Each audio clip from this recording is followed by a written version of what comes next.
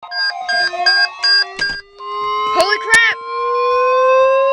This is the National Weather Service Office at Greenville, Spartanburg. The preceding signal was a test of weather radio station KJY85's public warning system. During potentially dangerous weather situations, specially built receivers can be automatically activated to warn of an impending hazard.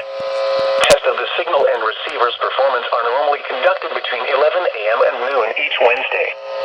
If there had been a threat of severe weather, the test would have been postponed until the next available good weather day. Reception of this broadcast and the warning alarm will vary at any given location. This variability, normally more noticeable at greater distances from the transmitter, can occur even though you are using a good quality receiver in good working order. The warning alarm will be activated for hazardous watches and warnings. For station KJY85, broadcasting from the Iredell County Emergency Communications Tower located near Mooresville, on a frequency of 162.525 MHz, the warning alarm will be activated for the following counties in North Carolina: Alexander, Cabarrus, Catawba, Davidson, Davie, Gaston, Iredell, Lincoln, Mecklenburg, and Rowan. This concludes the NOAA Weather Radio All Hazards Storm Alert Test.